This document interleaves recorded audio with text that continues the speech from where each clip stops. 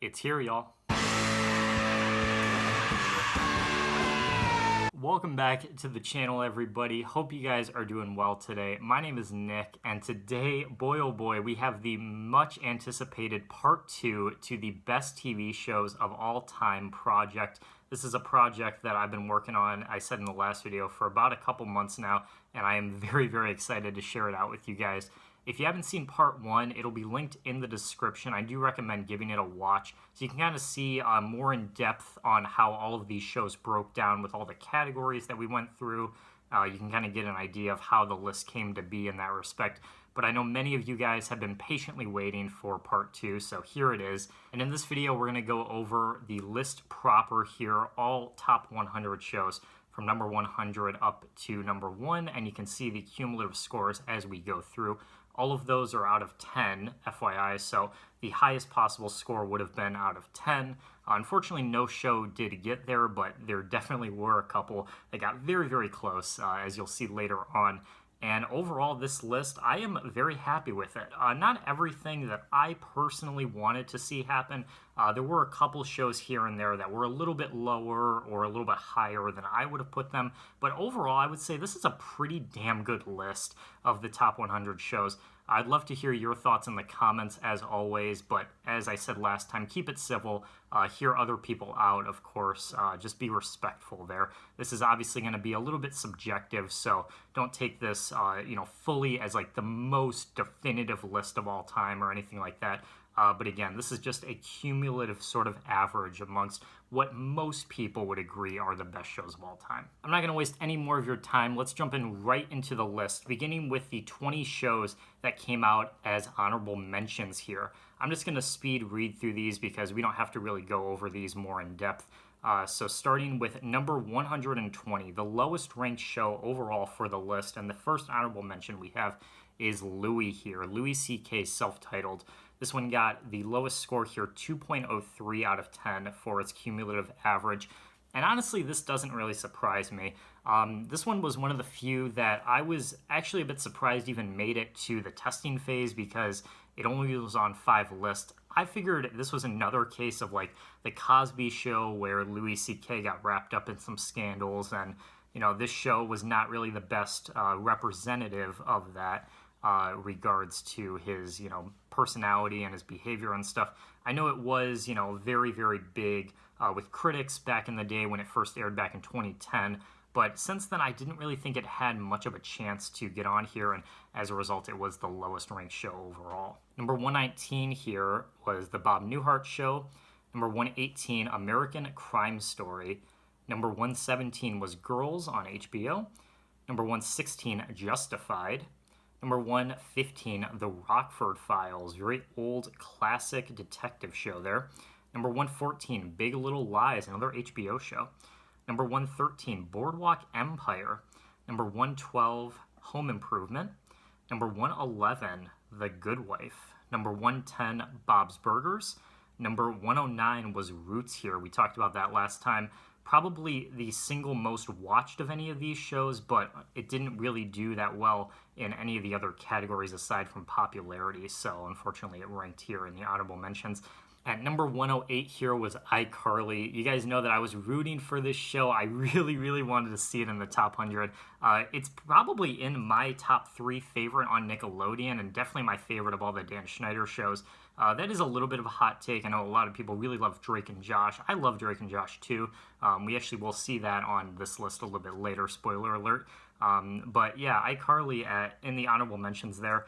It didn't really do that well in any of the categories. The biggest it actually had here, surprisingly enough, was relevancy. And I think part of that is because of the reboot that's planning to be coming out, a lot of buzz surrounding that. But in terms of the other general categories, nothing really stood out there, unfortunately. So even though it did have a couple fluke, top 10 placements there with like things on Facebook and stuff like that we talked about last time, just wasn't consistent enough to make it onto the actual list. Number 107 here was Happy Days. Number 106 was Fleabag. Number 105, Columbo. Number 114, Homeland.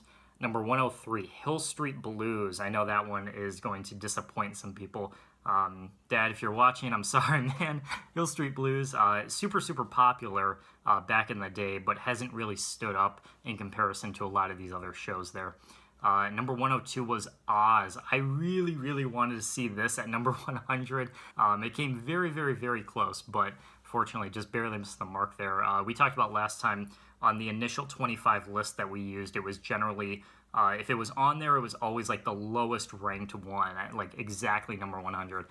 So I thought we would have a chance to replicate that here, but fortunately just 2 spots away. And then the last honorable mention here at the coveted 101 slot, just barely off the list here by 0.06 points, was Scrubs here, a very, very iconic sitcom. Something that I personally do enjoy every now and again, but I haven't really like sat down and watched it, front to back or anything.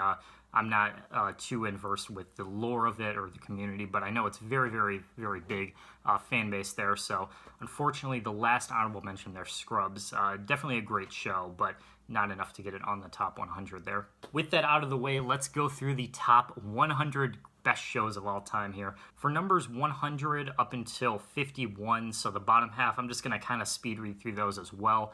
Unless I have something to say, if it's a show that I really like or there was something interesting regarding its performance on a category or something like that, we'll go through it. But otherwise, I'm just going to read through them.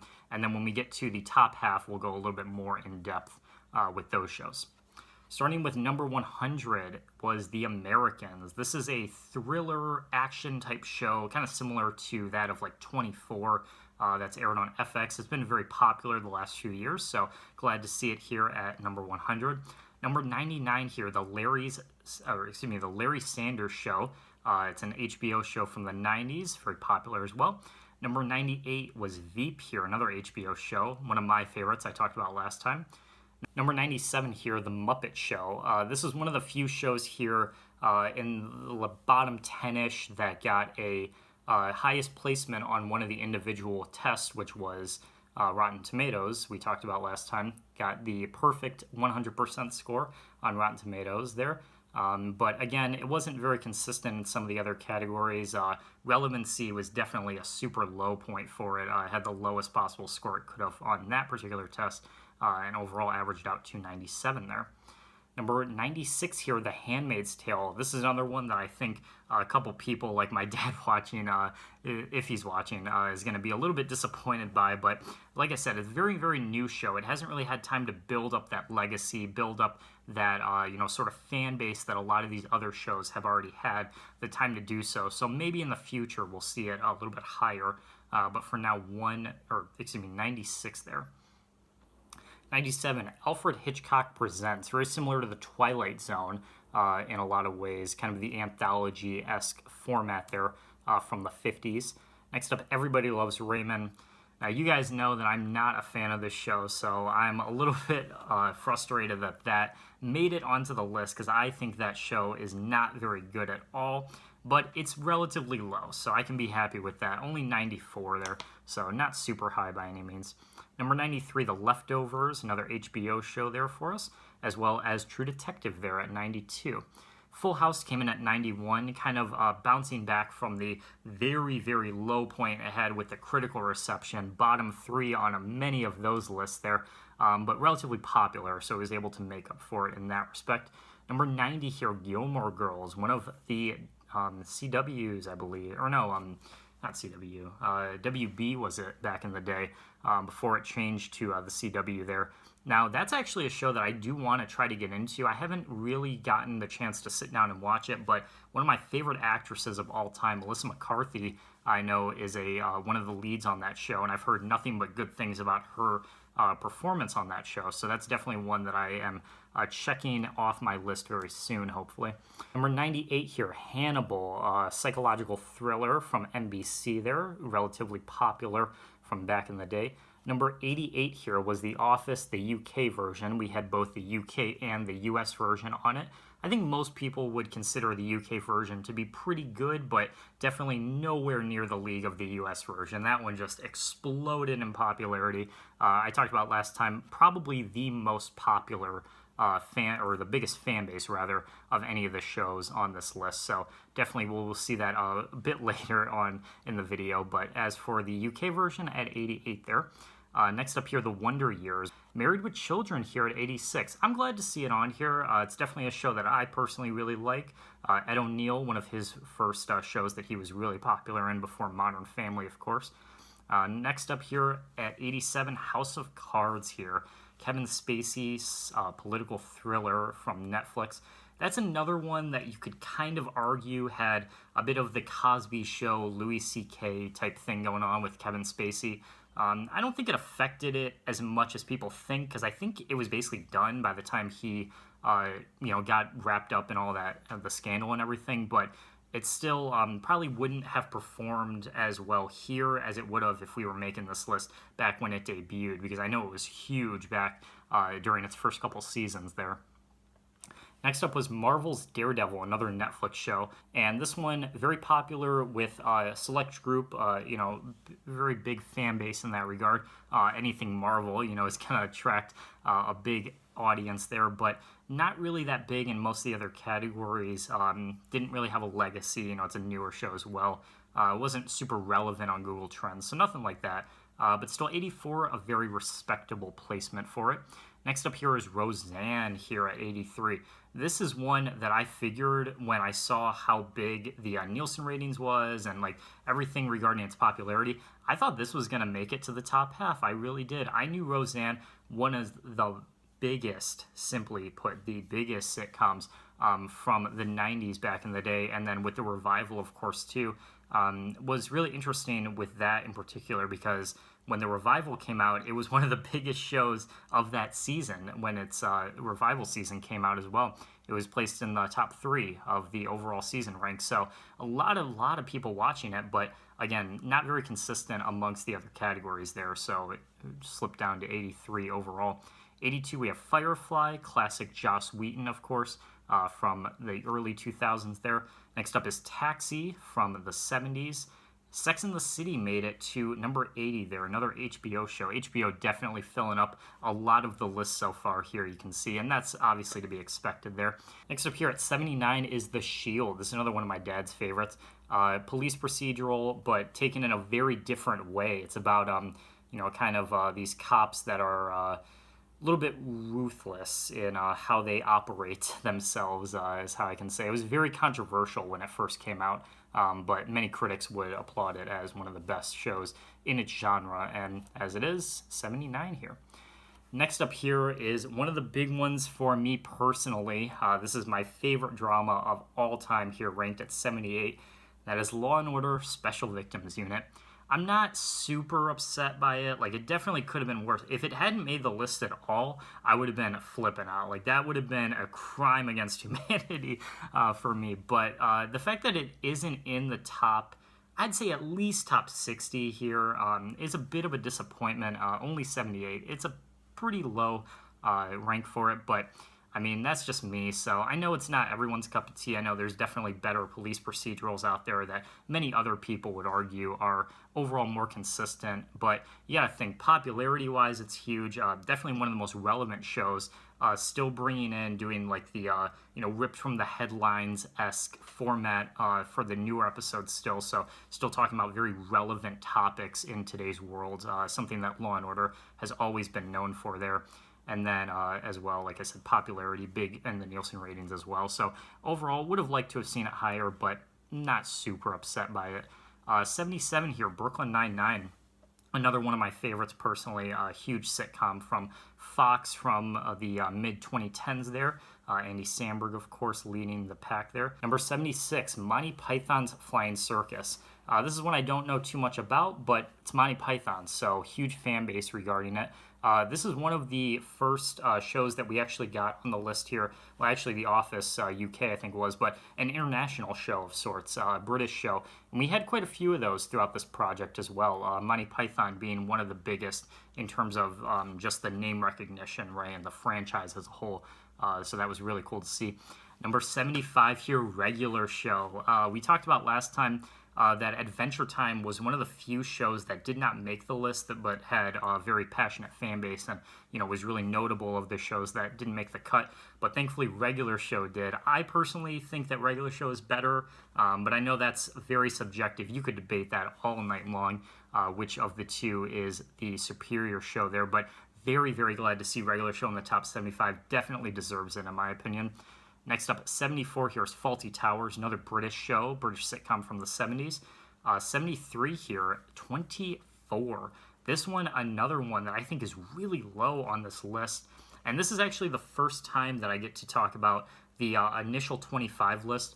When I was doing the prep for this list for today's video, I went through and I went and saw which of the shows came in at number 1 for any of the top, or for any of the initial 25 lists there. So, and this one was one of the first ones that was actually the lowest ranked on this list that still had a number 1 placement for actually one of the bloggers, I remember. So that's pretty cool. Definitely a show that certainly has a lot of appeal, but maybe because of the way it's structured, maybe because of the way it's formatted, it doesn't necessarily register with everybody. The action genre is kind of a tricky thing to do because it can kind of be a little cliche and stuff. So maybe it falls into some of those tropes. Maybe that's why it's lower than maybe you expected it to be, but still in all, a very, very solid show that definitely is worth checking out. Next up, 72, Battlestar Galactica. This is the 2004 version of it. I think that's when it aired, 2004. The one on Sci-Fi, not the original one from the 70s, because that one's pretty notorious as being super cheesy, super dated, 70s cheese right there. But no, the newer one from the 2000s there on Sci-Fi. This is one that I don't really know much about. I'm not really a big sci-fi guy, but still a very passionate fan base, so glad to see it here. Next up, 6 Feet Under. Shout out to Mike here, my friend Mike, who helped me with this project. Huge 6 Feet Under fan. I know he just finished it. So 71, I'm sure he'll leave a comment saying if he thinks that's an appropriate spot or not. He might think it's a little low. I definitely think in the terms of like HBO, I would say that's a pretty fair slot because there's definitely a lot of HBO shows that for sure are going to be more superior, that are going to be higher on this list, and then definitely some that are definitely lower like we've been seeing so far. So I think in terms of HBO, it's about the right, kind of in the middle of the pack there. But for the overall list, maybe a little low, I would agree, but still it did make it, so can't be too mad at that. Next up here, 70, Orange is the New Black, a very popular Netflix drama. Number 69, Deadwood there. I believe that's another HBO show. Don't really know much about it, but, it's HBO, so you're going to get quality television there. Next up at 68 here is The Fresh Prince of Bel-Air. With the right circle, with the right group, there would definitely be an argument that this is too low. I think in terms of like how impactful this show was, especially to certain demographics, African Americans from back in the day. I mean, they tackled a lot of really hard-hitting subjects. It was one of the most I'm not going to say like controversial, sitcoms out there, but it definitely did manage to talk very relevantly about topics that were going on in those communities at the time, and bring them to light to a much wider audience in a very sort of digestible way through the sitcom filter there. And I think that is one of the reasons why it's held up as well as it has all this time later, because a lot of those things are still happening in today's world. So looking back on it, 20, 30 years ago, when they were first being brought up in this sort of way, it still manages to be very hard hitting, and still be very relevant. Number 67 here, The Honeymooners, a classic black and white sitcom from the 50s there. It may be a little low for some people, but I think 67, I think in the 60s, is a pretty appropriate spot for it, so not too mad at that. Next up is BoJack Horseman. This is one of the most critically acclaimed adult cartoons. This one I'm going to implore Matt to talk in the comments if he's watching there, because I know he's our adult cartoon resident there. But I would definitely argue that for me personally, I've never really been a big fan of it. I'm not too big on the how like serious it is. Like I know that's one of the appeals of it, that it's, you know, kind of dark humor and it's like a tragedy and stuff like that. But to me, if I'm looking to you know, if I want to watch a sitcom, I want to laugh. You know what I mean? I don't really want to think too much about it. So for me personally, not really for me, not really my cup of tea. But I can definitely see why it's very popular the way it is. Next up is ER, hugely popular medical show from the 90s. They're one of the top rated on NBC, of course. And then next up, one of the other big ones here at 64, The Cosby Show.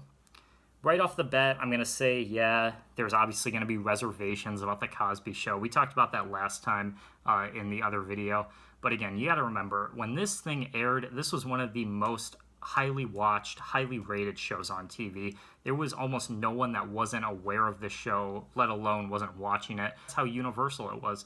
And it definitely hurt a lot of people. You know, that's the other thing that we don't really talk about when it comes to Bill Cosby there, is like, he was very, very influential in terms of like bringing that character to life. Obviously, people are going to have reservations about The Cosby Show being on this list and even being this high. Some people say maybe an honorable mention, maybe bottom 20. I don't know. Some people might argue it's too low. You know, there's definitely going to be some debate over The Cosby Show on this list. For me personally, I've seen it. I don't think it's bad by any means. I don't think what Bill Cosby did has really influenced my thoughts on it, because I look at the show just at face value, right? I'm not going to let the actors or, you know, anybody in the production, whatever they do outside of it is irrelevant to me, you know, separating the art from the artist.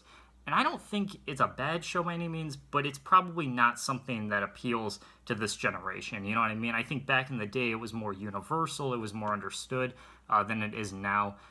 So for people that have that nostalgia, you know, that grew up with it, I could definitely see how they would argue it's too low. But I think given everything, you know, when you balance out, you average everything, 64, it's close to the middle. I don't think it's a bad placement overall, but again, that'll be one for the comments to discuss a little more in depth for. Next up here, 63, Downton Abbey, PBS show, period piece, very popular with critics, of course. Number 62, Community. This is one of the fan favorites when it comes to sitcoms, especially. Kind of a similar feeling to like Scrubs, where I've seen it and, you know, it does the trick. I wouldn't say it's a bad show by any means, but it's maybe not something that I want to sit through and watch the entire thing of personally. If you like Dan Harmon, it's definitely going to be up your alley. If you like this, you'll definitely like Rick and Morty. It's the same sense of humor on both those shows, so definitely check that out if you're interested. Next up, 61, The Dick Van Dyke Show. This is more my speed. These old school black and white 1960 sitcoms. I think that this one is just adorable, man. Mary Tyler Moore as one of the leads as well. I don't know many people knew that, but the success of Dick Van Dyke and the fact that Mary Tyler Moore was such a big part of that show led her to getting her own show, which is also on this list we'll talk about. The Dick Van Dyke Show is just so much fun, just so innocent, you know, black and white TV. Can't really go wrong there. Next up is The Golden Girls here, another very popular sitcom from back in the day. Betty White, of course, super, super popular.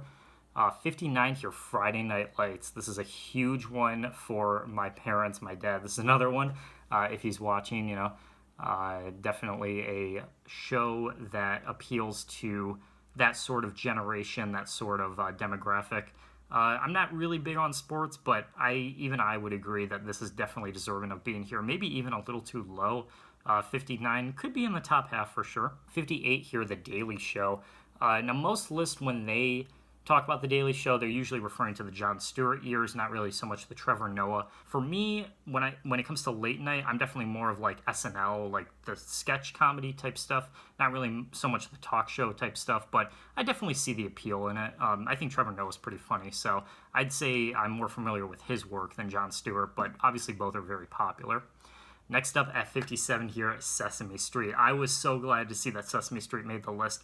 When it comes to the kids side of the shows and the cartoons and stuff like that, you knew that Sesame Street had to be on here. I would say it probably deserves to be a little bit higher just for the impact it had, but very, very glad to see it on here nevertheless. And as we talked about just a second ago, Mary Tyler Moore here ranking at 56. Do I think this is better than Dick Van Dyke? apples and oranges, you know. They're both similar in their structure and their format, but very different in their actual product, you know what I mean? Mary Tyler Moore, more focused on story, more focused on characters, and like I said, hugely influential, definitely in the way that it paved for women to star on TV just in general, and then that led to lots of other sitcoms later on featuring women in the center stages, like the Gilmore, or not Gilmore Girls, like the Golden Girls we were just talking about a minute ago as well. Super popular shows like that. Obviously, there were some before, like, of course, I Love Lucy, we'll talk about a little bit later on this list. But Mary Tyler Moore definitely set the way forward for a lot of that to come in the future. So just influence alone, I think, definitely deserving of a top rank here. Next up here, 55. This is one for my brother here, Gravity Falls. That's his favorite show, so I'll leave it at that. Obviously, you know, for some people it could be a little bit lower. I think in regards to everything, you know, all the averages and everything, 55 is about right. And then this is another one, like I just said, it was the number one on Matt's list, so it was another one that had a top placement amongst the initial 25 there from Matt. 54 here, Black Mirror. Very similar to the Twilight Zone, but kind of a newer take on it, a more recent take on it.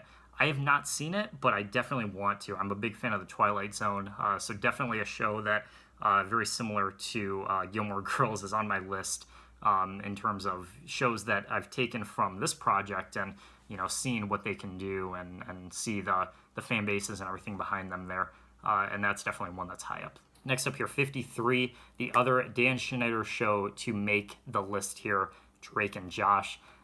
It's probably a bit higher than most people would want it. Most people would have it on their list. But for the people, you know, right place, right time, for people like me that grew up with Nickelodeon, with Dan Schneider and Drake and Josh, I think this is perfect. I think right around the center of it, right around 50, is exactly where it should be.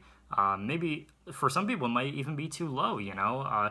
It made the list, and that definitely means that there were people out there that definitely would argue it. Me, Matt, and Mike all had him on our list, of course, but at least two, I think it was like 7 total lists had it of the 25, so just about a third of them had Drake and Josh on it. So for those all the naysayers out there that think Drake and Josh doesn't belong here, there you go. I mean, definitely had the numbers to back it up. Next up here is The Good Place at 52, one of the most recent shows on this list, one of the most recent sitcoms. This was also number one on a list, and that was actually from one of the big name publications. Marie Carey there had it at number one on their list, which is really interesting to me. I love it. I think it's a great show. I wouldn't expect it to be number one, though, by any means, but that was really cool to see. Overall, I think around the middle of the pack, again, around 50 is a very appropriate spot for it. And finally, the last one here is Fargo at 51 here, just barely out of the top 50 there. FX drama, hugely popular, so no surprises there. All right, going into the top 50, let's continue here with Batman the Animated Series here at number 50. This is just a classic, right? Again, for anyone that grew up with this type of show back in the 90s there, this is the type of show that easily is like top of your list for nostalgia, top of your list for your childhood.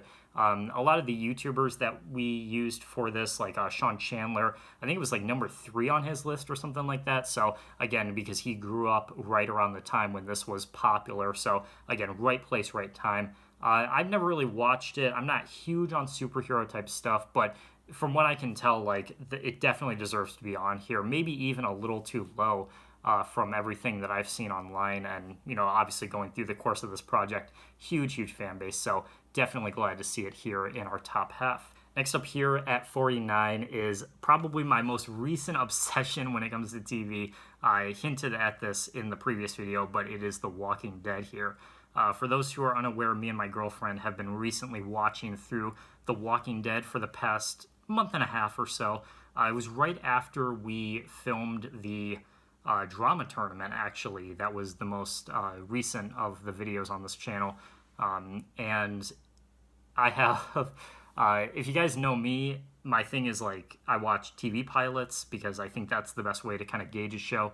And there was a lot of shows on that tournament that I was interested in, but I had not seen before, so naturally watched the pilot for it. We watched through Revenge, we watched Grey's Anatomy, we watched Criminal Minds, we saw, what was another one, House we watched. We watched through quite a few of them, and we happened to stumble upon, along The Walking Dead, and we watched that one night, and then maybe like a few days later, we were bored at home one day, and we were like, do you want to watch more of The Walking Dead? And we were like, sure. And we ended up watching through season 1 that night, binged the whole thing, and we absolutely loved it. And ever since then, we have been slowly making our way through it. We're in the middle of season 7 right now.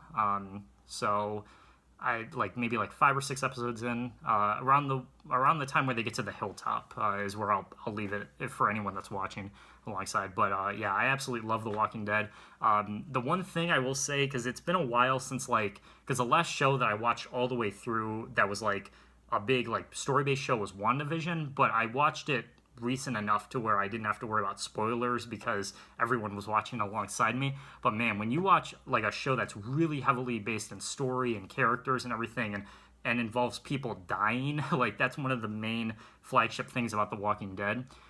You really have to try to avoid watching any of it online, because you watch one YouTube video on The Walking Dead, your whole timeline just fills up with videos from it. So now I have to be really careful online, but I absolutely love it.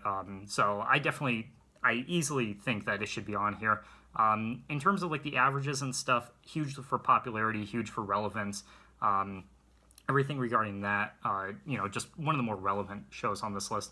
At 49, maybe for me it's a little bit low, but I cannot complain. Top half for sure deserving to be on here. 48, we have the original Law and Order, so about 30 spots up from SVU. I knew going into it that the original was definitely going to be higher up than SVU, but I wasn't necessarily expecting it to be that much of a gap, which is a bit surprising to me. But yeah, I love the original Law & Order. One of the most influential police procedurals of all time. One of the most influential dramas of all time as well. If you haven't seen Law & Order, man, I don't know what you're doing watching this video, bro. You got to get on Law & Order, man. But yeah, it's a great show. Huge when it came to the popularity and the syndication. We talked about that last time as well. Pretty solid on the list placement, definitely better than SVU, I will say. A lot more lists featured the original, which, makes sense. So yeah, definitely top half, totally deserving. Number 47, we have Band of Brothers here, HBO show. We talked about it last time. Mini-series from 2001 about the war. I don't really know much about it outside of that, but it's a pretty short watch, so maybe one day, you could probably finish it in a day because it's only 10 episodes. So for anyone that just wants to, knock out some quick shows, there's a good one for you. Next up, 46 is House, also known as House MD. I just mentioned that we watched the pilot for it, and that was one of my favorites, actually. I love Hugh Laurie. I've actually known him for a while because growing up, Stuart Little was one of my favorite movies of all time. So I definitely like me some Hugh Laurie, but in this he plays a much different character. It's great. I'm not really huge on medical shows, but if there was one that is not so much about the hospital itself, but more about the characters, it's House. And I think that it definitely brings a new perspective to that sort of old kind of, cliche, stereotypical genre that you see a lot of the time. Shows like ER, for as much as they were influential, they also kind of fell into a lot of the tropes and stuff like that. So House, definitely a fresh take on it, and as a result, much higher up than a lot of those other shows. So definitely good in that respect. It's Always Sunny in Philadelphia, ranked at 45. This is one I don't know if I've ever publicly talked about this show, but it's not really for me. I can say that. It's just not really my thing. I get why it's popular, but in terms of the general nature of it, I just think it's too chaotic to follow. I just don't really... That doesn't really appeal to me personally. I like more of a linear story and stuff like that. I do like a lot of the actors on the show. Like Charlie Day, I think, is great in a lot of the movies that I've seen him in. But in terms of just the general nature of the show, it just doesn't really work for me. At 44 here, we have Freaks and Geeks. Going into this, I thought this was going to be probably top 30, honestly, maybe even top 25. I thought that this one had a really good chance. I think this show is fantastic. And it's probably the most cited example of a show that was on for only one season that should have gone on for longer, should have had more episodes, but was canceled very quickly, unfortunately. But still, that one season that we got, OMG, some of the best TV on planet Earth there. If you haven't checked it out, absolutely recommend it. Next up, we have 30 Rock here, Tina Fey and Alec Baldwin sitcom on NBC. This is another one that kind of is in the Scrubs territory that's like very, very passionate fan base, definitely big with critics, but wasn't huge, wasn't like super popular back in the day. Definitely more of like a critic choice for this. Huge on the list rank in terms of like the percentile and stuff, but not so much with popularity. So that's kind of the trade-off it had there. For me, take it or leave it. It's not the worst show I've ever seen, but it's definitely not something that I am like sitting down to watch every single day by any means. Next up is Better Call Saul here at 42. I'm actually going to go through the next two, Better Call Saul and Dexter at 42 and 41. I'll put these together because a lot of the things that I have to say on them are, relevant to both. These are both two of Michael's favorites, so shout out Mike again if you're watching. Hopefully they're not too low for you. And again, both of these definitely more on the critic-based side. We saw that neither of these really had huge for the Nielsen ratings or anything like that. But again, they're cable shows, they're premium cable, so you wouldn't really expect them to. But definitely both with their critical reception and the list percentile and everything like that.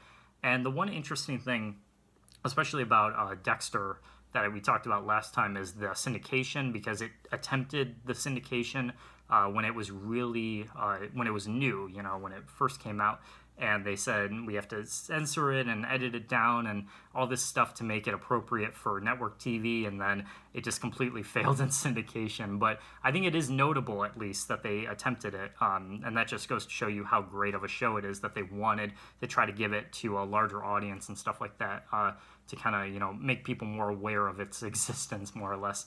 But yeah, both of those shows definitely deserve it. No surprises that they're this high up on the list. At number 40, Buffy the Vampire Slayer. I believe this is probably the highest we'll see of any like CW or like WB type show or anything like that. UPN, kind of all of that. Those three networks are very similar. So anything that was on there, I think this is the highest we'll see on this list, number 40 here, which is very notable because Buffy the Vampire Slayer, huge franchise from movies, and they have like graphic novels and comic books and all that, like huge when it comes to the fan base and everything. So absolutely no surprises there. I've never watched it myself, but I know a lot of the lead actresses on it. Sarah Michelle Gellar and Allison Hannigan, they're very notable. So maybe it's one that I'll come back to at some point. I've always heard good things about it, obviously, seeing as though it's in the top half here. So definitely one that I should probably watch at some point. Next up, Curb Your Enthusiasm. This is another one from Matt. Shout out to him if he's watching. At 39 here, Larry David, of course, very similar to Seinfeld in that respect. We'll talk about Seinfeld a little bit later on this list. But for Curb Your Enthusiasm, it's HBO, so it's kind of like an adult Seinfeld. They can get away with some more risque things on HBO, which is very cool. And I've seen some clips here and there. I would say overall, I think Seinfeld is better. I think it's a little more grounded, and I think that's why I like it more. But Curb Your Enthusiasm is still very funny in its own right. Larry David, is great at what he does. He's kind of... you could argue that he's a bit of a one-trick pony with like the slice of life and like the way that he writes and stuff like that, but he's great at it. Like you cannot deny the results that he puts in for all of his efforts. So easily definitely deserving of a top 40 slot. Next up, the Andy Griffith Show here at number 38, another black and white old school 60s sitcom. I haven't seen this one as much as some of the others like Dick Van Dyke we talked about. But I still think that this is pretty solid overall. Easily one of the most popular we saw with the Nielsen ratings and things like that. So top 40, definitely deserving. Next up, 37 here, Star Trek The Next Generation here. This is another one that I think for some people that, right place, right time, that grew up with this show, this is too low. Like, this should be maybe top 20 for some people like that. And it definitely was. What's interesting is this ranked lower than the original Star Trek, which going into it, I thought that was going to be the opposite. I thought that Next Generation was more popular, was a little bit more notable overall, but turned out that the original Star Trek ended up taking a higher slot there. But Next Generation, I mean, it's still fantastic, right? If you're a big Star Trek fan, you definitely know this show. You definitely love it. It's probably one of the best in terms of like anything Star Trek related for shows or movies or anything. This is probably one of the best things that they've ever put forward within the franchise, so no surprises that this is here. Next up here, Futurama. Matt Groening strikes again with one of his other major TV animated shows there. We'll talk about The Simpsons, of course, later, because that is definitely going to be high up on this list, you can imagine. But for Futurama, 36, definitely a respectable slot for it. I definitely enjoy Futurama. I haven't seen it as much. The one thing about Futurama that I actually like, I think more than The Simpsons, is the creativity with it, right? Because The Simpsons is much more, realistic. It's about dysfunctional family. It's a much more realistic setting that they're in, Springfield, just every town USA is what they kind of replicate. But with Futurama, you're in, space, there's aliens, there's a lot more freedom to be kind of out there and creative and stuff. So that's always something that I've always appreciated with Futurama more than some of the other adult cartoons that Groening has put forward there. And I think just, that and then a few other factors, of course, definitely deserves to be here. All right, at number 35, you knew we had to get to it at some point. For those who are familiar with me or my channel, you guys know that How I Met Your Mother is my all-time favorite TV show, and it ended up ranking here at number 35. Now, I'm not going to lie, obviously, this would have been great to see a bit higher. It topped number 1 on my list, so it's another one that had top slot from the initial 25. But honestly, I'm not mad at it. It definitely, I think, the one thing, the main reason why it ended up ranking this low and why it should have been higher on most of the initial 25 lists is that finale. That finale killed a lot of chances that it had to get potentially in the top 25, maybe even top 15, something up there. Whenever it was cited within the 25 list, especially for the big name outlets like the Rolling Stones or the IGNs or something like that, they would always bring up how the finale ended up ranking lower, right? Because that was the one thing that a lot of people didn't like about it. And it's very frustrating as a fan because the finale obviously isn't the best episode by any means. Like, don't get me wrong, but man, that the rest of the show is just so freaking good, so consistent throughout. Like, every single one of those seasons is just amazing in my opinion. So it's a bit frustrating because it was just one like little simple thing that just really brought it down in the overall average. But again, it made the list. It's in the top half. 35 is a very respectable placement for it. So I'm not too mad. I'm not going to, pitch a fit or anything, but it's a little disappointing. I'm not going to lie. It's a little disappointing. Next up is 34, and this is another very popular sitcom here, Frasier, spinoff of Cheers, huge in the 90s. Now, this is another one that I'm not sure if I've ever publicly mentioned, but this one I am not a fan of. I think it's very overrated. I've never been big on Frasier.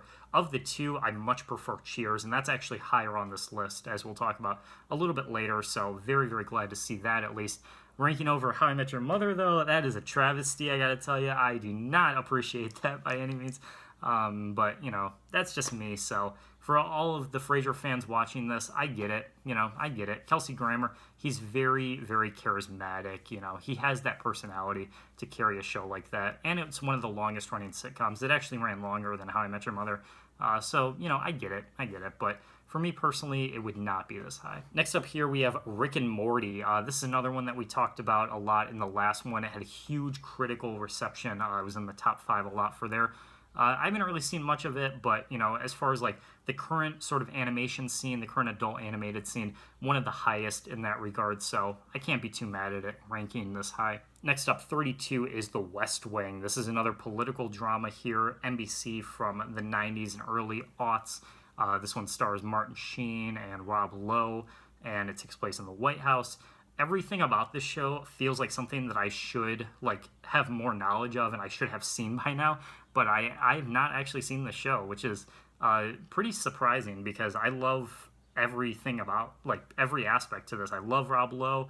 It was written by Aaron Sorkin, who's a great writer for TV and movies. It's political drama, and those are always great. So I should be more invested in this show than I am. It's actually one of my parents' favorite shows.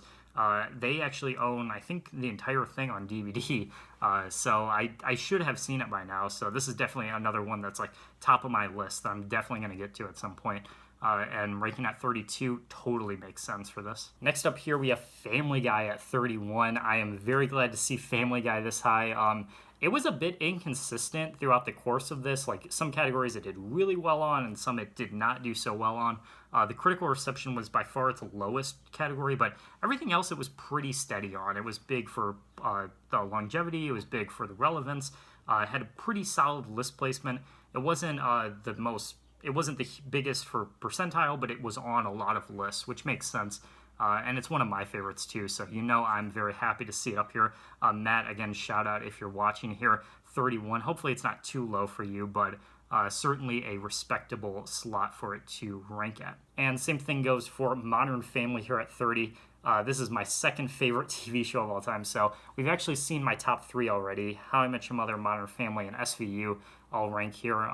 The only one to crack the top 30 was Modern Family, and of the 3, honestly, that one makes sense. It makes sense for sure.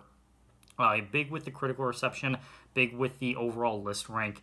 The one category where it actually didn't do as well was actually the longevity, because of those 3 in particular, it's actually the newest one. So that was the one that actually did the weakest of the 3, of my top 3 personally in that particular category. But everything else was very, very strong, very consistent throughout. So a top 30 slot, it definitely deserves. Next up here, Parks and Rec at number 29. This one, I think, is really low, man. I would have saw this one easily being in the top 15. Easily being in the top 15. Possibly even top 10. I think if you were just to narrow it down just to sitcoms, like Parks and Rec is an easy win in that regard. But I think when you compare it to other shows like Breaking Bad, like The Sopranos, like The Wire, and those big dramas, I think that's where it starts to slip a little bit in terms of the overall categories. But it was still pretty consistent throughout. The one category where it actually did kind of iffy overall, which was a bit surprising, was critical reception. We talked about last time, like it had some pretty low ranks for that. If you saw those numbers there, bottom 10 for some of those, only earning 1 out of 10 points. So there were a couple exceptions where like it was definitely a pretty polarizing show for that particular test there, but everything else, like I said, very consistent, so 29 makes sense for sure. After that, we had Arrested Development here at 28, one above it. Of the 2, I much prefer Parks and Rec, and then over those, I prefer Modern Family. But Arrested Development, another one, it's not really for me, but I totally get it. I really like Jason Bateman and Michael Cera as well. Like, I think the cast is great on that show. It's a little disappointing because I also really like mockumentaries, so it should be one that I have more respect for and I like more, but I just can't get into it the same way as so many other people. So maybe it's one I'll come back to at some point, but as for now, ranked at 28, can't be mad at it. That 70s show here at 27. Of all the ones in the top 30, that's the one that I'm most surprised by, because I love that 70s show, but I never thought it was like a critical darling or it was big on these placements or anything. But I think the main reason why it ended up being as high as it is thanks to Matt and Mike, because it's both, I think, in their top 5s, if I'm not mistaken. They absolutely love that 70s show. It was pretty big on my list. I believe it was in my top 20. Maybe I'm wrong. At least top 25 for sure. I think it's a great show, but for those guys, they like absolutely love it. Like Mike was one of the first ones to jump on that show, and he's been a huge fan ever since his first watching of it. So I totally get it. I totally get why it's up there.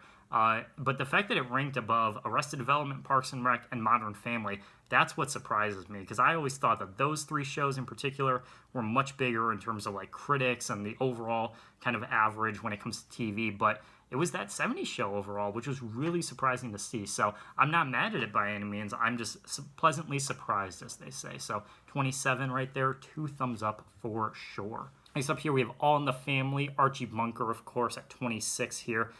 Very, very classic old school sitcom. Nothing really to report that, stood out or anything like that, but just a very, very solid show overall here. Breaking into our top 25 here, we have Doctor Who. This is a British show, of course. It's been on for years and years. God, this is one of the oldest shows, starting in 2000, or not 2005, not that version, excuse me, but the 1963 version, rather, from way back in the day. This is one that, for me, I've never seen. Like, I've never really had any interest in watching Doctor Who or anything like that. And one of the main reasons, to me, honestly, is it feels overwhelming. Like, Doctor Who's community, it always felt a little, like, gatekeepy in a way. Like, it's just, they're so passionate about this, and, like, there's so much to take in, right? Like, this show's been on forever, and there's movies, and there's specials, and, like, all this stuff regarding Doctor Who. Like, it's just a huge franchise. So trying to, like, get into it and trying to, like, understand it, it can feel a little bit overwhelming, which is one of the reasons why I've never done it personally. And like I said, sci-fi, it's not really my thing. It's a bit hit or miss for me at times. But I get it. For those of you that get it and, like, understand it, and, like, fully fledged in the Doctor Who fandom, I totally see it. Like, it's definitely one of those things that, like, you can get lost in hours for, like reading about it and, like, going through all the rabbit holes and anything. Like, it's one of those shows for sure. So to see it in the top 25, no surprises by any means. But like I said, for me, it'd probably be much, much lower. But totally understanding that it's up as high as it is. Next up here, 24, The X-Files. This is actually another pilot I just realized that we watched. I definitely do enjoy The X-Files. I love the idea of, like, the whole, like, government conspiracy type thing. And like I said, the political dramas, it has a sort of feeling of that, and that has some mixture of sci-fi and thriller and action, like all these different genres. This is one that we talked about a lot in the drama tournament as well, because it actually did do fairly well in that video. So if you haven't seen it, it'll be linked in the description there. We do a little bit more of a explanation on the X-Files. But yeah, for sure, 24, maybe a little high overall. I could have seen, again, some of those sitcoms, maybe something like Parks and Rec up there instead. But, I get it. I totally get it. Next up here, 23 is Sherlock Holmes. This is another British one from the BBC here. And similar to Doctor Who, never really been big on Sherlock. It's another, like, multimedia franchise that stemmed from way, way back in the day. But this one is from 2010, I believe. This is actually a really the one weird thing that I've always thought about Sherlock is the way that, like, they've aired their episodes and, like, the production behind it, because there's 4 seasons of Sherlock, but there's only 13 episodes total of it, and it's like spanned over, like, 8 years or something. It's really weird how they, like, managed to do that for some reason. Like, some of the seasons only have, like, 3 episodes, which is so weird. But all that like kind of esoteric shit aside, I've never watched it, but this is another one, like I said, like Doctor Who, like, if you're in the fandom of it, like, you get it, you know what I mean? Like, you understand it, you get it. So again, 23, I see why it's up here. Next up is Mad Men. Now, this is one that I absolutely love. One of the pilots that I watched again for the drama tournament, and I think it's great. I definitely want to go back and rewatch some of these and check out some more episodes. I think John Hamm is a perfect person to play the very, very distinguished Don Draper as he does on the show. It takes place in the 1960s, and again, you guys know me, I like that kind of old school setting for a lot of TV shows, so this is definitely one that's right up my alley. And easily one of AMC's biggest hits. It was before Breaking Bad, it was before Walking Dead, all of that really put them on the map, that really, like, put them in the game of, like, the high-profile dramas for sure. It might be a little low overall. 22 outside of the top 20 is a little surprising, but certainly one that definitely deserves to be up here. Next up here is Cheers at 21. Told you we'd get to it. This was on one of the lists as well at number 1. It was on Mike the Ginger's list, YouTuber, so shout out to him. And this is another great one. Like I said, I like this more than Frasier overall. I've definitely been more of a Cheers guy. Love Ted Danson in general, and The Good Place as well. He's great. So seeing him out on Cheers is just fantastic. And I mean, it's one of those shows that like everyone's talked about at some point. Everyone's given their piece for like, what new can you say about Cheers? It's just been on forever. It's just one of the most popular sitcoms, period. Huge in terms of the percentile and the amount of lists that was on. Understandably so, because it's freaking Cheers. Like, that's what I'm saying, right? I'm just repeating what numerous people have said over the years about it. And for it to be right outside of the top 20, kind of similar to Mad Men, is a little surprising, but glad to see it up here nonetheless. All right, we are getting into the big boys here, the top 20, beginning with number 20, Saturday Night Live. You guys know how much I love SNL. I'm a huge defender of SNL.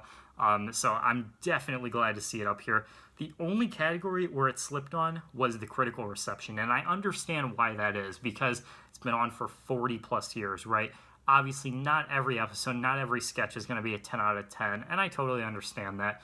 If it had gotten a bigger critical reception, it probably would be in the top 10. It probably would be, because everything else it was massive on. It got a perfect score for both the longevity and the relevancy, which, that makes sense because it's been on, again, for so long. It's been able to keep relevant with new topics, with new actors, with new performers, and it has the legacy of being on for 45 years going on now. So it easily has, all of those boxes checked there as well. Of course, hugely popular still even to this day. So seen in the top 20, I would even argue that it's a bit low, unbiased aside, because I think, again, aside from that critical reception, it should be up there for sure. But again, to see it in the top 20, excellent placement. And number 19 is MASH. MASH, OMG, what a show, man. MASH is one of the oldest and the most popular sitcoms on this list, beginning in 72 or something like that, running all throughout the 70s, and it is home to the largest televised broadcast of all time. Its series finale is the most watched TV broadcast of all time. So that alone easily deserves it in a top maybe 30, top 25, and then couple that with its huge critical reception, it's huge on the list percentile and everything, hugely the longevity, its syndication. I mean, you could just talk for hours about MASH, man. One of the most influential shows, period. Easily a top 20 pick, without a doubt. Next up here, we have The Twilight Zone. The next three are actually all kind of these like sci-fi dramas, so I'll knock these out right now. Twilight Zone, Star Trek, and Twin Peaks. They're all very similar in their sort of genre as well, but all pretty unique in the way that they spin it. Twilight Zone, much more in the like horror, the thriller type, with Star Trek very, sci-fi-esque, very grounded, the old school classic sci-fi. And like I said, much higher than Next Generation, which I was a bit surprised by, but still very cool to see. And then Twin Peaks, David Lynch kind of got that like a psychedelic feel to it as well, very popular. All of these scoring just under 7.5 as well out of 10, so huge in that respect. These are all fantastic old school sci-fi shows that you should definitely be checking out. And that brings us to the top 15 here, the big boys, beginning with number 15, Avatar: The Last Airbender. When it comes to Nickelodeon shows, you know that Avatar is going to be high up on the list. Many would argue that it's the greatest cartoon ever put to TV. Easily a top 15 pick, without a doubt. For me personally, I would say that SpongeBob and some of the other, more 2000s cartoons, maybe even older, Fairly Odd Parents is probably one of my personal favorites. That unfortunately didn't make the list, but we've yet to see SpongeBob. It did rank higher in the top 15, so we'll see it in a minute here. But yeah, Avatar for sure. I believe, correct me if I'm wrong, but I was watching a video on Matt's channel a few months ago, and I think he said that it was one, if not the highest ranked on IMDb. It certainly was up there for this list, but for cartoons specifically, like if it was the highest ranked on IMDb, maybe not, maybe because Rick and Morty was higher, but I don't know. I'm not too sure on that, but that's definitely something that Matt can verify for us in the comments there. But without a doubt, Avatar certainly belongs in the top 15. Similar to that, we have Lost here in the top 15 at number 14 here appropriately. Lost is just flat out like one of the most iconic. Like everyone knows about Lost, man. The plane crash, they're stranded on a desert island in Hawaii. Like, man, Lost is just one of those shows that is so recognizable, so classic to every TV fan out there. And probably, again, directly impacted so many TV shows. I go in depth on that in the drama tournament as well as this one that was featured in there. So, again, if you haven't seen it, go check it out. But yeah, Lost, easily deserving of a top 15 spot, maybe even top 10 depending on who you ask. It didn't have the biggest bump when it came to the longevity because it's a drama, so it doesn't really have syndication all that much. But that was really the only weak point it had. Everything else was very strong for Lost. So again, it probably could have been in the top 10 for sure, but top 14 there at number 14, very respectable. At number 13 here, the classic of classic. If there's one show that earns the title of classic, it's this one. And that, of course, is I Love Lucy here at number 13.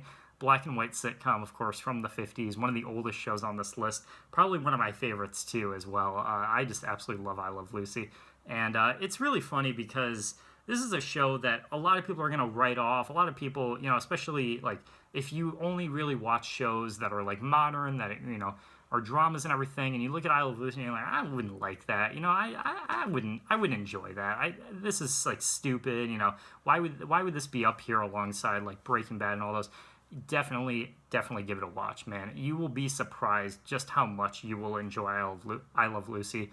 The humor on it is so universal. It's just so classic. Like, they don't really do a lot of humor that you need to like understand the time or anything. Like this is, it's a lot of slapstick, you know, it's a lot of physical comedy, and that usually just is so easy to like understand, you know what I mean? It's so simple, but it's done so well and with such a class that only I Love Lucy can do. Like, it's really unique in how it pulls all these jokes together. And obviously, you know, since it's an older show, maybe some things haven't aged all that well. You know, it's 70 years old, so you got to take into account some of that. But at the end of the day, it's still one of those shows that each and every time I sit down with it, I enjoy it immensely. I think it's amazing. So easily a top 15 deserving spot for it. Similar to that, number 12 here, The Big Bang Theory. A lot of people are going to argue that this is way too high, that this should not be up here. I would even go as far as say, I think there are a couple sitcoms, maybe, you know, again, going back to like Parks and Rec, Modern Family, you know, that are down there. Maybe one of those could switch out with Big Bang Theory, I could see, but I personally love it. I think it's fantastic, all 12 seasons, fantastic throughout, super consistent, easily one of my favorites, like I said.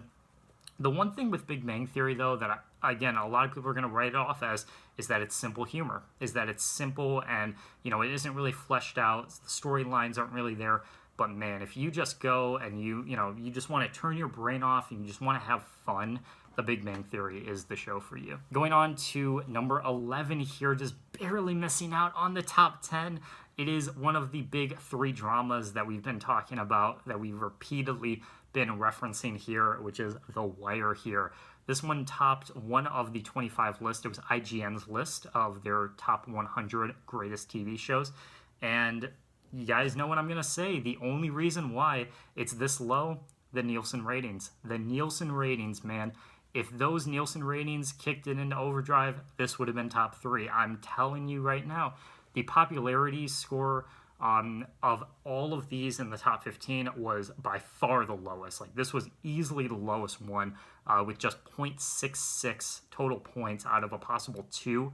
Everything else was like 1.3, 1.5 minimum. So you can definitely see the range in which The Wire definitely slumped in that regard. But everything else was huge. Like, easily biggest when it came to the critical reception and the list percentile and the amount of lists that it was on.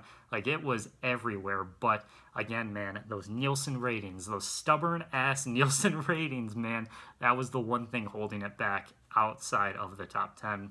And speaking of the top 10, boy oh boy, are you guys ready for this top 10? I'm going to warn you right now, this is not how I would have predicted the top 10 to go at all, but man, oh man, is it something else. Beginning with number 10, SpongeBob SquarePants. You guys know I love SpongeBob. It is one of my all-time favorite shows. I think on my list, I put it in my top 5 there, alongside like SNL as well was up there, and I think those two in particular are like kind of the black sheep of like why they're in the top 10 and stuff. But for me personally, man, I grew up with SpongeBob. It's one of my all-time favorite childhood shows, easily my favorite cartoon of all time. And for it to rank at number 10 here, I am stoked by that, because when I was going through and grabbing all the 25 lists and stuff, I was not seeing SpongeBob on a lot of them. I really wasn't. I was really scared that SpongeBob was going to get snubbed and not make it to the testing phase, but it was able to get on, I believe, 6 total lists, so just by a hair. And then the percentile came in and it was massive. It was like averaging in the top 20. And then the popularity, the Nielsen rate, like everything just shot it up and up and up. And it ended up ranking in the top 10, which is definitely so relieving to me. Huge, more than I could ever expect. So absolutely worth it for SpongeBob there, rounding out our top 10. Coming in at number 9 here, the most recent show up on the top 10, and one of the all-time biggest when it comes to Netflix's lineup, Stranger Things. Stranger Things ranking at number 9 here is not surprising at all when you consider that of all 120 shows, this one had the biggest popularity rank. We talked about that last time. This was a 1.96 out of a possible 2. It was literally 0.04 points away from getting a perfect popularity score, which is just insane to me. But again, huge on list, huge on the critical reception as well. The only category where it slipped a little bit was longevity, because it's so new and it has no syndication. But outside of that, everything else was damn near perfect for Stranger Things. So you knew it was going to rank in the top 10. And for those who are on the Stranger Things bandwagon, god damn it, man, I've never seen a more passionate fan base, except for possibly one other show which ranked just above it, The Office here at number 8. This one topped 2 different lists here. I don't remember off the top of my head which ones they were, but I'll put them on screen here so you guys can see. And yeah, this is easily the one that I think has the biggest fan base of any show on this list, or possibly even ever on TV. I think The Office is absolutely incredible when it comes to just bringing that side of people out, man. Even though it's not one of my personal favorites, like I get why it's huge, right? The characters, the story, Jim and Pam, the will they won't they sort of line up. I mean, Michael Scott, Dwight Schrute. I mean, I could go on about The Office. Even though it's not really a show that I watch all that much, like the characters, that is definitely my favorite aspect to it. Like if it's just the characters alone, like that is definitely something I think The Office does perfectly there, and a lot of people agree, seeing as it is the 8th best show on our list. All right, at number 7 here, I want to warn everyone that this is probably going to be the most controversial placement of the list here. Going into this, I had a prediction that the number 1 show was either going to be The Simpsons, Game of Thrones, or this one, and this ended up ranking below both of those. It's Breaking Bad. Breaking Bad lost out in the top 5, guys. It was out of the top 5. That is how stiff the competition was for this project here, and it ranked at number 7. I don't think I need to go on about Game of Thrones, or excuse me, not Game of Thrones, Breaking Bad's legacy in the TV sphere. Huge for critical, huge for popularity, huge for percentile, huge for relevancy. I mean, it was everywhere. It is the most impactful show that this generation has ever seen, period. Even more than like Stranger Things and The Office.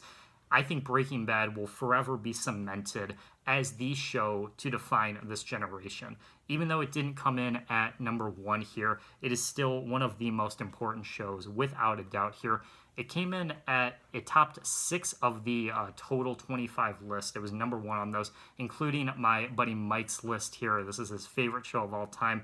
So hopefully you're not too disappointed, man, because I was rooting for it, man. I really was. I thought for sure it had a good chance of getting number 1. But the fact that it was outside of the top 5, that just absolutely blew my mind there, coming in with a total average score of 8.18.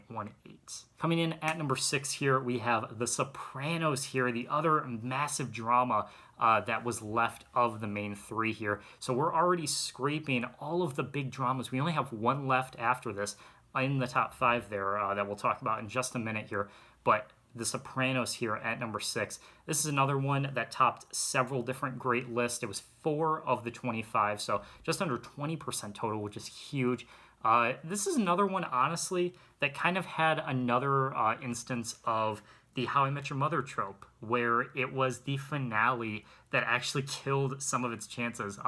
There were a couple lists that mentioned it, not as many as How I Met Your Mother, but there were a handful of lists that did, that said, it could have been a little bit higher had the finale been, more than it was. Not to spoil anything, but it certainly wasn't the best. We'll just leave it at that. And even though it is still one of the most impactful shows, again, it just missed out on the top 5, which is absolutely crazy to me, that those massive, massive dramas were just not enough to get it up there. And as a result, it came in at number 6 here with a cumulative score of 8.21. We are on to the top 5 shows of all time, man, and already I can feel that the blood is boiling in some of you guys, that the anticipation is here to see which shows were able to top Sopranos and Breaking Bad and The Office and The Wire and like all these other massive dramas. But coming in at number 5 here, the last drama of the list, Game of Thrones. This is another one that I knew going into it was going to be massive. I predicted this at number 1 because in a lot of the categories where it and Breaking Bad were like neck and neck, it was able to outrank it on several of the tests, and it showed here in the final list where it ranked 2 places above. It did come in at number 1 on one of the lists. Again, it was a major publication that did that, and that makes sense. It's HBO. It's one of their flagship titles. It's the highest ranked HBO show on this entire list, even more than The Sopranos, which again was a bit surprising, but it had every category down. The only thing that it lacked on, honestly, was longevity, and that mostly came in the fact that, again, it's a newer show, and it doesn't really have syndication or anything like that, but it didn't matter because it did not need that to still crack in the top 5. Huge with the critical reception, huge popularity. It was one of the most viewed shows on cable in the history of cable, like period, of all time, which makes sense because everyone was talking about Game of Thrones. Still a great show, even despite that last season really not going the way that many people were hoping for. It still manages to outrank every other drama on this list, coming in at number 5. The final 4 shows are upon us here, beginning with number 4, South Park. South Park outranked all of these dramas, guys, despite not coming in at number 1 on any list. It came very close, though. I know Matt, again, shout out, huge on his list, one of his all-time favorite shows. I'm very curious to see how he's going to react to see that South Park outranked Breaking Bad and Family Guy and Gravity Falls for like his top 5 or so. All of those shows very big for him. But South Park, easily one of the most popular, easily one of the most critically praised. Again, huge longevity, huge relevancy. South Park, the one thing that's very, very interesting about South Park that I think it definitely does not give enough credit, or definitely doesn't get enough credit for, is the way that it's produced. Every episode of South Park is produced literally within a week, so they are able to use very relevant stories, very relevant topics in the news, poke fun at them a little bit. They just hit huge numbers with their coronavirus special and the pandemic and everything. It was one of the biggest episodes that they had done in years because it's still relevant, because they're able to take relevant topics and use them in a very creative and fun way. And they've been doing that for years now. This is one of the oldest shows on this list, debuting way back in 1997 here. Massive show. Easily could outrank any other show on this list, coming in at number 4. And for all the naysayers out there that are like, South Park's too kind of, that is why it's made its name, guys. You got to remember, like, South Park pushed the envelope the way it did, and that is why it's so successful. That's why they can take, topics like the election between Donald Trump and Joe Biden and coronavirus and stuff, and use that in a very effective way. That's what brings them in the quality and stuff. And that is why today it outranked every other drama, coming in at number 4 on our list. At number 3 here, we have 3 shows left, all of the biggest sitcoms in the world here, beginning with The Simpsons here at number 3. This was the last prediction I had as a number 1 show, hypothetically. So I was wrong on all accounts here, but this one definitely came the closest, taking the bronze medal today. Peaking at number 1 on the top 10's best shows of all time, which definitely makes sense. In terms of just like being iconic and just being recognizable, The Simpsons outranks every single other one of these shows. Like, there's no competition when you say that The Simpsons is the show to top them all when it comes to just being like popular, just being famous, right? Like, The Simpsons is just that show. If you throw up a picture of The Simpsons, everybody and their mom will know what The Simpsons is, you know what I mean? So it's just one of those shows. And it is the longest consecutive running animated show, sitcom, and TV show to period of all time. Like, that cannot be understated, man. 600 episodes. You know, not the most consistent. Maybe that's why it outranked, or why it was outranked by a couple other shows, but still one of the most important, popular, and critically acclaimed TV shows, period. The Simpsons coming in at number 3 here with a cumulative score of 8.57. We have 2 shows left on the list today, and oh my gosh, I am so curious what you guys think of these last 2 here. Beginning with our runner-up today, the second greatest TV show of all time, Friends. Friends it is, taking the silver medal. And let me break it down for you. Second most popular show of the list here, 1.94 out of 2 possible points there, 0.06 away from getting a perfect popularity score. Top 10 relevant shows, even still, 17 years after it left air, it's still one of the most viewed, one of the most talked about, one of the most important shows on TV. Huge with critical and the list rank and longevity, one of the biggest in syndication, 0.15 away from getting, or excuse me, 0.105 away from getting a perfect longevity score. And on top of all of that was number 1 on 2 distinct lists. Friends' success, Friends' quality, Friends' existence cannot be understated as one of the best TV shows of all time, coming in with an average score of 9.03. Only one of 2 shows to break over 9 possible points for the average. That is how consistent, how great it was during the test of it. However, there was one other show that just topped it. One other show that did slightly better by 0.07 points. That is how narrow the competition was. Despite not coming in at number 1 on any of the initial 25 lists, it managed to be the most consistent, the most solid overall for the entire test, the entire project. And that show, ladies and gentlemen, is the 90s classic Seinfeld. Seinfeld takes the cake today with the gold medal, ranking at number 1 here through consistency and quality. Like I said, it did not top any of the initial 25 list, and that was definitely surprising to see when a majority of the top 10 did have at least one placement there between Friends, The Simpsons, Game of Thrones, Sopranos, Breaking Bad, The Office. All of those ranked higher on the lists themselves that this project was built on. But Seinfeld was able to pass and block through all of that, coming in at number 1 today. Perfect longevity score, perfect list rank score, near perfect popularity and critical scores, near perfect relevancy, again, even older than Friends, and still one of the most relevant today. That is how many people are still loving and appreciating and respecting Seinfeld for what it was. So clever, so perfectly written, perfectly executed, perfectly acted. One of my personal favorite shows of all time. Even though I do hate that fucking pilot. That pilot can suck my fucking dick. But the show But the show itself is so freaking good.